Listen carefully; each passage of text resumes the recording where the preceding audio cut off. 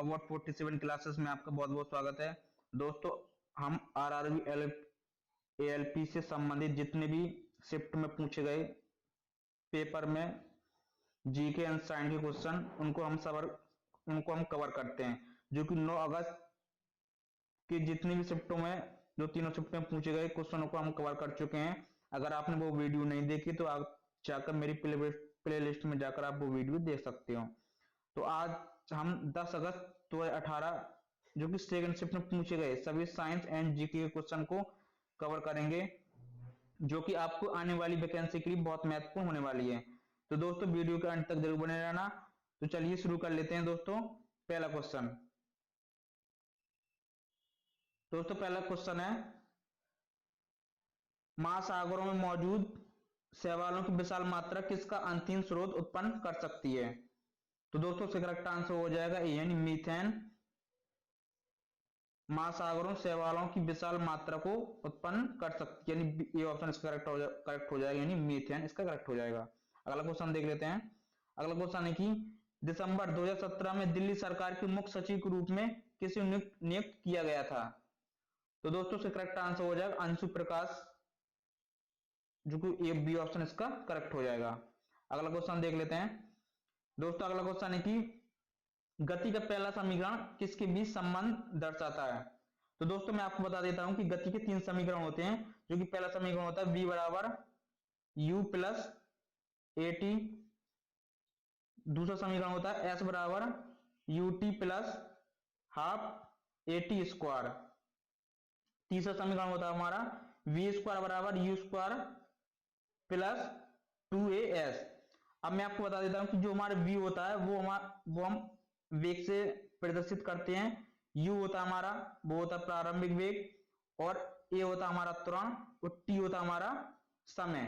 तो यही कह रहा है कि गति का समीकरण पहला समीकरण किसके बीच संबंध दर्शाता है? तो जो हमें पहला और लास्ट देखना होता है, तो वेग और समय के बीच, यानी सी ऑप्शन इसका करेक्ट हो जाएगा।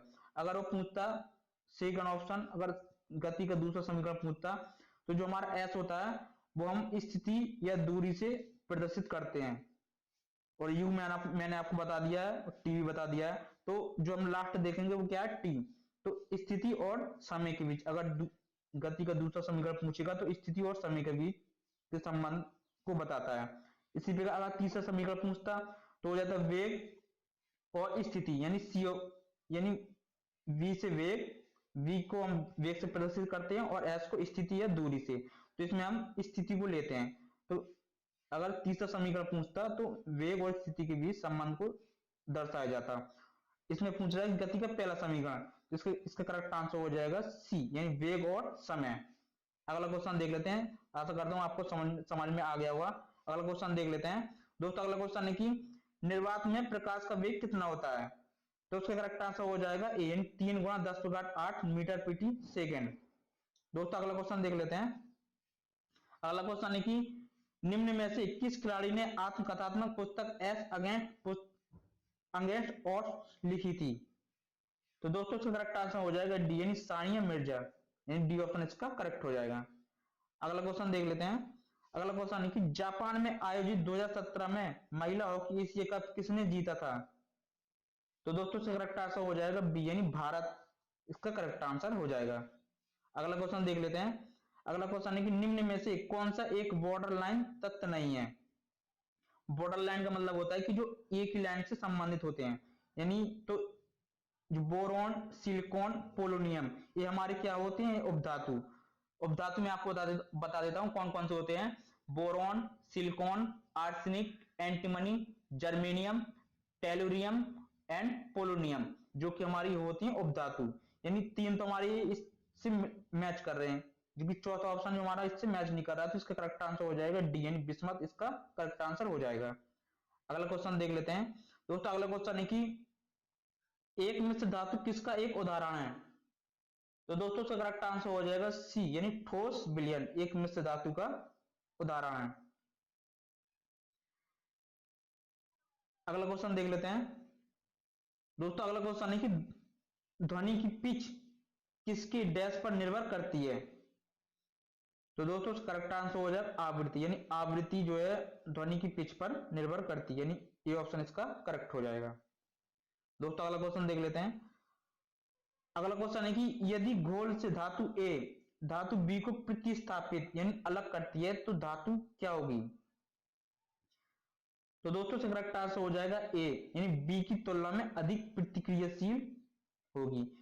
दोस्तों मैं आपको बता देता हूं कि जो हमारी धातु ए जब बी को प्रतिस्थापित करेगी तो जाहिर सी बात है कि इसका जो प्रतिक्रियाशील होगा वो अधिक होगा, तभी तो बी को अलग कर पाएगी। तो इसका करेक्ट आंसर हो जाएगा ए।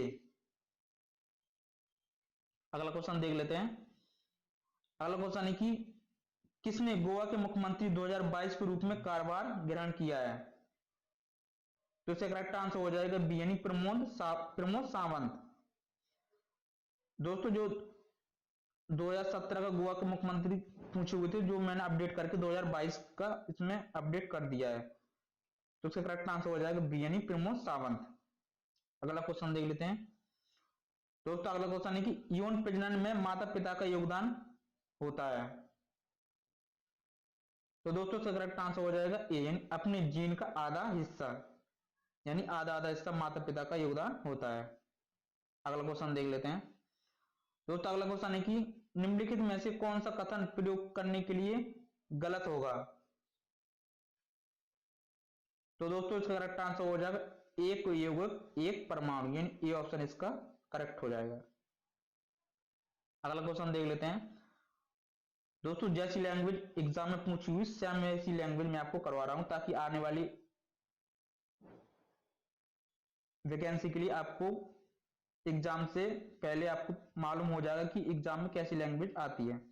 अगला क्वेश्चन देख लेते हैं। अगला क्वेश्चन है कि निम्न में से कौन सा जीव पुनर्जनन और मुकुलन द्वारा प्रजनन कर सकता है? तो दोस्तों इसका करेक्ट आंसर हो जाएगा सी, यानी हाइड्रा। दोस्तों मैं आपको बता देता हूँ कि हाइड्रा की जो कुछ बनावट होती है वो मैं आपको सही तो नहीं बता पाऊंगा, लेकिन हाँ उसकी वैसी से कुछ बता देता हूँ। एक हाइड्रा होता है जो कि दो इस टाइप होता है, इसमें से एक कुछ पार्ट लगा हुआ होता है जो कि धीमे धीमे करके ये पार्ट अलग हो जाता है, जो कि अपने आप पुनर्जन्म हो जाता है। इससे किसी फीमेल की जरूरत नहीं पड़ती है, ये अपने आप ही पुनर्जन्म प्रजनन के लिए प्रजनन कर सकता है। तो इसका करेक्ट आंसर हो जाएगा सी, यानी हाइड्रा। सी ऑप्शन इसका करेक्ट हो जाएगा। आशा करता हूं आपको समझ में आ गया होगा। अगला क्वेश्चन देख लेते हैं। दोस्तों अगला क्वेश्चन है कि संक्रमण तत्व क्या होते हैं? तो दोस्तों करेक्ट आंसर हो जाएगा ए, यानी वह तत्व जिसके दो सबसे भारी सेल अधूरे होते हैं संक्रमण तत्व कहलाते हैं। दोस्तों अगला क्वेश्चन देख लेते हैं। अगला क्वेश्चन है कि यांत्रिक ऊर्जा गति ऊर्जा और डैश का संयोजन है। तो दोस्तों यांत्रिक ऊर्जा बराबर होता है हमारा गति ऊर्जा प्लस स्थितिज ऊर्जा। यांत्रिक ऊर्जा बराबर होता है हमारा यांत्रिक ऊर्जा बराबर होता है गतिज ऊर्जा प्लस स्थितिज ऊर्जा। इसको भी आपको याद रखना। तो इसका करेक्ट आंसर हो जाएगा सी, यानी स्थितिज ऊर्जा। दोस्तों अगला क्वेश्चन देख लेते हैं। अगला क्वेश्चन है कि निम्नलिखित में से मानव मस्तिष्क का ऐसा कौन सा है जिसमें विचारों का संग्रह होता है? तो दोस्तों इसका करेक्ट आंसर हो जाएगा डी, यानी अग्र मस्तिष्क। दोस्तों मैं आपको बता देता हूं अग्र मस्तिष्क जो कि तीन भाग में डिवाइड होता है, सेरिबेलम, थैलेमस और हाइपोथैलेमस। सेरिबेलम जो कि सबसे बड़ा पार्ट माना जाता है अग्र मस्तिष्क का, और जो हमारा हाइपोथैलेमस होता है वो भूख, प्यास, सेक्स, तापमान को क्या करता है, क्रोध, तापमान को नियंत्रित करता है। तो दोस्तों आपको ये बात समझ में आ गया होगा। तो इसका करेक्ट आंसर हो जाएगा डी, यानी अग्र मस्तिष्क। अगला क्वेश्चन देख लेते हैं। दोस्तों अगला क्वेश्चन है कि यदि भुजा एक इकाई हो तो वर्ग का क्षेत्रफल उसकी भुजा के बराबर होता है। तो दोस्तों इसका करेक्ट आंसर हो जाएगा ए, यानी हमेशा। यानी यदि ये कह रहा है कि यदि भुजा एक इकाई हो, यानी जब हम वर्ग की चार भुजाएं होती हैं बराबर होती हैं, अगर हमने एक भुजा एक मानी तो चार भुजाओं का मान कितना होगा, एक एक हो जाएगा।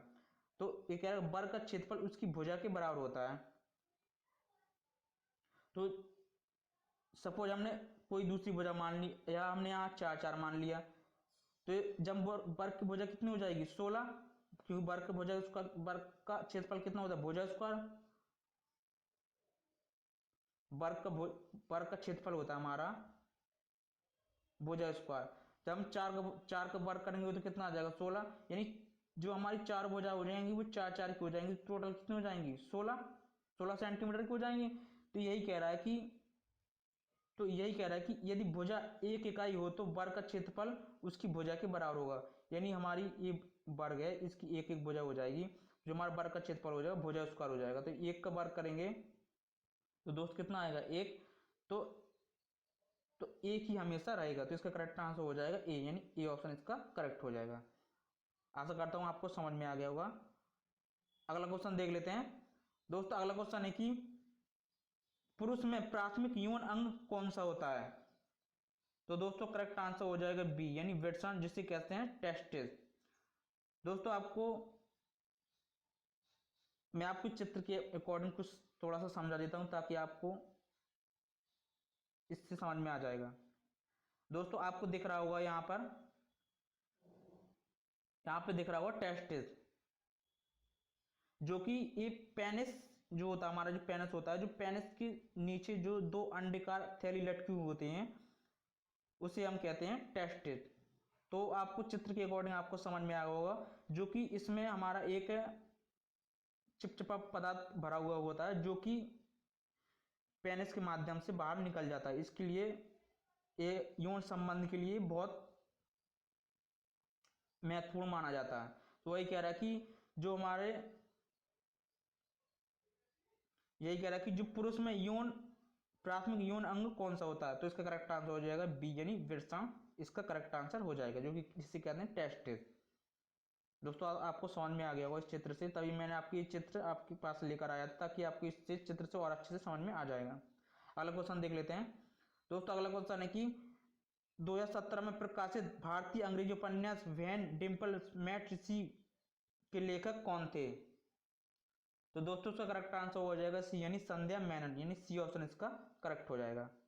अगला क्वेश्चन देख लेते हैं दोस्तों। जहां समझाने वाली बात होती है मैं वहां आपको समझा देता हूं ताकि आपको कहीं दिक्कत भी ना हो। अगला क्वेश्चन देख लेते हैं। अगला क्वेश्चन है कि विश्व के सबसे बड़े खाड़ी रेगिस्तानों में से एक कच्छ का रण है जो भारत के किस राज्य में स्थित है? तो दोस्तों करेक्ट आंसर हो जाएगा बी, यानी गुजरात राज्य में कच्छ का रण स्थित है। दोस्तों ये क्वेश्चन ग्रुप डी में कई शिफ्ट में जो अभी एग्जाम हुए थे, जो अभी हाल ही में कई शिफ्ट में ये मतलब आया हुआ है कि कच्छ का रण किस राज्य में स्थित है, जो कि हमारा करेक्ट आंसर हो जाएगा बी, यानी गुजरात राज्य में स्थित है। अगला क्वेश्चन देख लेते हैं। अगला क्वेश्चन है वस्तुकला में मुख्य रूप से चैत्य, विहार, स्तूप और स्तंभ होते हैं। तो दोस्तों इसका करेक्ट आंसर हो जाएगा बी, यानी बौद्ध इसका करेक्ट आंसर हो जाएगा। दोस्तों अगला क्वेश्चन देख लेते हैं। अगला क्वेश्चन है कि जब मैग्नीशियम रिबन हवा में जलाया जाता है तो कौन सा यौगिक उत्पन्न होता है? दोस्तों मैं आपको बता देता हूं कि मैग्नीशियम Mg प्लस O2 को जब हम वर्णन करते हैं तो हमें प्राप्त होता है MgO, जिसे कहते हैं मैग्नीशियम ऑक्साइड। तो इसका करेक्ट आंसर हो जाएगा सी, यानी मैग्नीशियम ऑक्साइड। अगला क्वेश्चन देख लेते हैं दोस्तों। अगला क्वेश्चन है रिजर्व बैंक के गवर्नर के रूप में अपना कार्यकाल समाप्त होने के बाद संयुक्त राज्य अमेरिका के कौन से विश्वविद्यालय में रघुराम राजन ने वित्त के प्रोफेसर के रूप में कार्यभार संभाला था? तो दोस्तों इसका करेक्ट आंसर हो जाएगा बूथ स्कूल, जो कि शिकागो में स्थित है, यानी सी ऑप्शन इसका करेक्ट हो जाएगा। अगला क्वेश्चन देख लेते हैं दोस्तों। अगला क्वेश्चन है गोलाकार दर्पण की प्रतिबिंब की सतह के केंद्र को क्या कहा जाता है?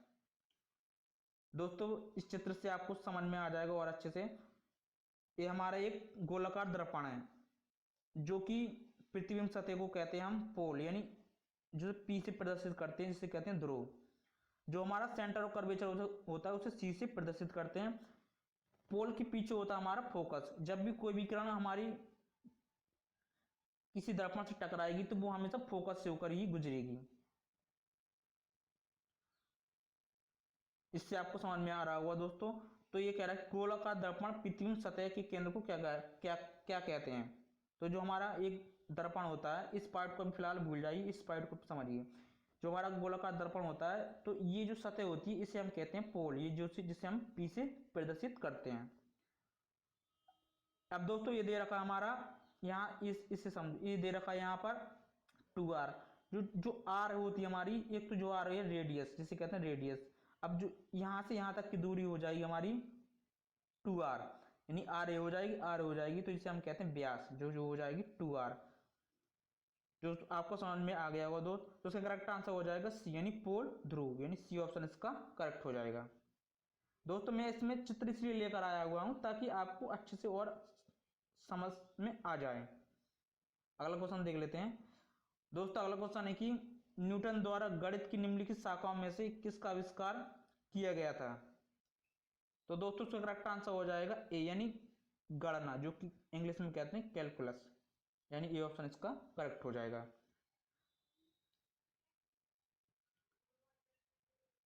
दोस्तों अगला क्वेश्चन देख लेते हैं।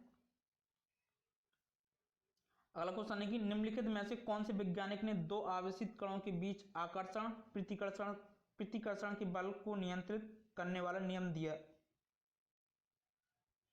दिया है? तो दोस्तों इसका करेक्ट आंसर हो जाएगा डी, यानी चार्ल्स कूलम्ब ने आकर्षण प्रतिकर्षण बल को नियंत्रित करने वाला नियम दिया था। इसी डी ऑप्शन इसका करेक्ट हो जाएगा। अगला क्वेश्चन देख लेते हैं दोस्तों। अगला क्वेश्चन है कि निम्नलिखित में से कौन सा एक धनायन है? तो दोस्तों इसका करेक्ट आंसर हो जाएगा सी, यानी अमोनियम, जो कि एक धनायन के रूप में प्रदर्शित करते हैं, यानी सी ऑप्शन इसका करेक्ट हो जाएगा। वीडियो को दोस्तों लास्ट क्वेश्चन है, H2O2 plus Cl2 is equal to 2HCl plus O2 अभिक्रिया में H2O2 किसके रूप में कार्य करता है?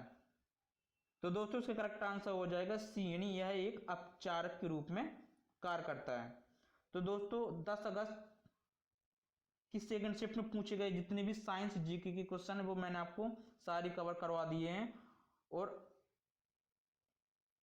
अगर आपने अभी तक सब्सक्राइब नहीं किया तो प्लीज सब्सक्राइब कर लीजिए, ताकि मेरा नोटिफिकेशन आपको टाइम टू टाइम मिलता रहे। तो दोस्तों मिलते हैं अगली वीडियो में, धन्यवाद।